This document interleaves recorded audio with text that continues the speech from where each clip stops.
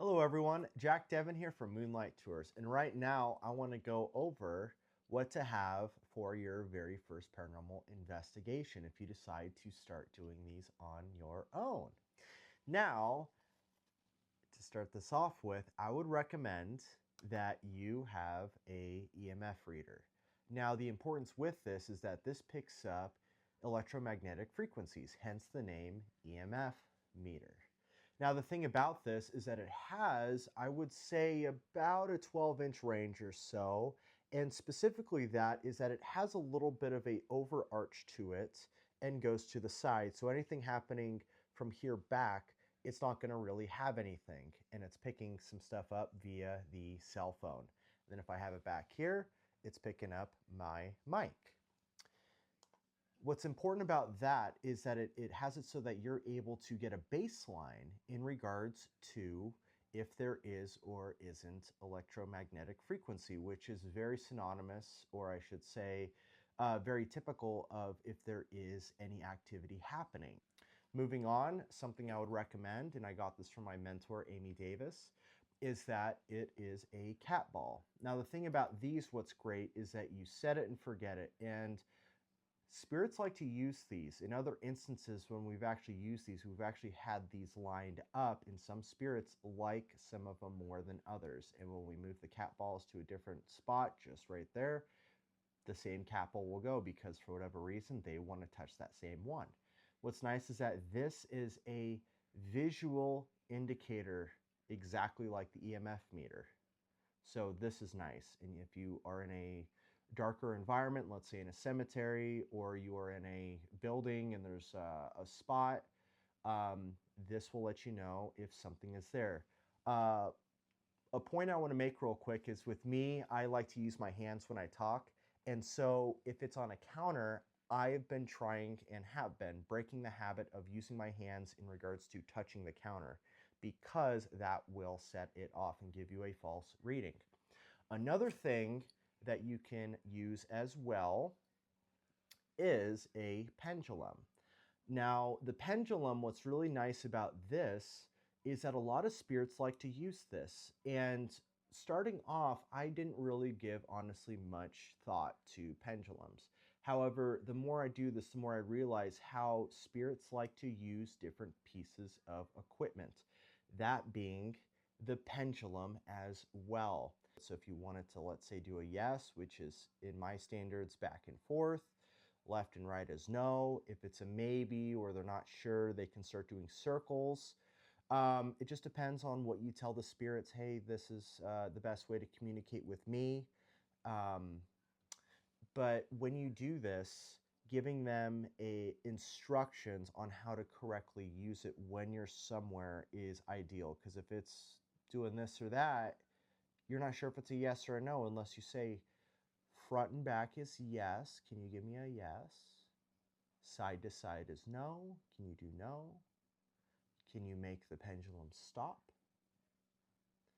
And that in itself is how you use a pendulum. Now, when you start to actually use these, if you decide to start doing these on your own, you'll quickly realize how interesting it is. And you don't need much of the stuff. I mean, it doesn't take up too much room. It's nothing. It's absolutely nothing. I could put these in my pockets and still have room for stuff. Another thing of note, which I've come to be doing on a lot of my investigations, is an offering. Now, I even do this on my tours as well, is candy and tobacco or cigarettes are a great one to use in regards to this. As my mentor Amy Davis so eloquently put it, there are cookie kids and there are candy kids, which even equally translates over to adults. As I like to say, well, do you like cookies better or do you like candy better? Let me know. I I guess it depends on my mood. I guess I'm more of a cookie guy, but with that said, though, you want to bring just something as an offering. In a way, you're kind of baiting the hook, as it were. A lot of spirits, in my experience, also like fruit, so that would look like apples, pears, peaches. And a quick thing before we end this video is, well, how is it that I know some of these things? Well, we covered it in a different video, but I'm going to bring it up again right now. And that is my favorite piece of equipment. And that is my dead bell. Now, the dead bell is really cool because it actually has a REM pod that's in this. And it's very similar in nature to the EMF detector, meaning when something gets close-ish to it, this starts to go off. The closer it is, the more this will actually spike. And depending on the setting here, and I love this device because that's a charging port, but there is no AI. There's nothing. I absolutely love this. I think I got this from I think it wasn't the Ghost Hunters store. It's this custom group. I'll try and find the link for it. But I love this piece of equipment. And basically what this does is that it has, within reason, a range around it by, I would say, I don't know, 6 inches, maybe 8 inches. But when a spirit gets close to it, it's able to pick up on that. And depending on the setting here, the higher it is, the less amount of energy it takes. The lower this is, the more energy it takes. So with that said, I love this piece of equipment. You can get automatic responses. It's yes and no questions, which makes it to where it makes the investigation more well-rounded in my experience than just, oh, there's a spirit here. And it makes it to where you can do things much more quickly.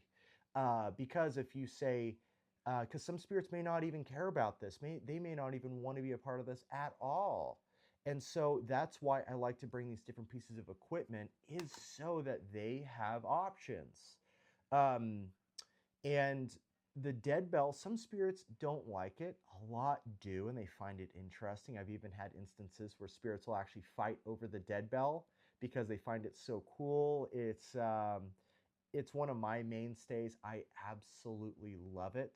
And typically with me is that you do 1 bell ring for yes, 2 for no, and then 3 or more, in my experience, is usually some sort of laughter. Sometimes it's unease. That could even be interpreted as absolutely quiet. Sometimes it's nervousness. But when you do this, I find that I start getting a better sense of these spirits. Some are very jovial, some are very witty. I know it sounds strange. Some of them, even when I'm talking on the tours, I'll do a little slip up, and it's like, it's nothing even anything. It's like maybe I'll skip over a detail, like a very minute detail, and they'll do it too. They'll go, no, and I'll go, oh, they're actually correcting me, thank you so much, to, let's say, Joseph Staples. Thank you so much. He made a point to tell me right now that I left out this, the reason why he came over here was for gold, which is why he came over here, which ultimately led to his death, was him being over here and fighting the Confederates. So anyways, not that that story matters at all. However, that is his story. More about that at a different time. But I just wanted to show you what some of these pieces of equipment actually look like. Now, the last thing I want to bring up, because I find it to be very, very important in regards to a ghost hunting toolkit, because that's what we're doing right now, is this. Now, this is white sage, and I love using this, especially when I'm somewhere where I'm unfamiliar with. That could also be in regards to different cemeteries that I go and check out. That could even be in regards to, again, places. I find that this is almost mandatory to use. And I have another video on actually how to correctly use this, so go check that out. Anyways, thanks for joining me. I hope you guys learned something today. And hey, let me know if you're a ghost detector yourself. I'm interested in connecting and hearing what people's experiences have been.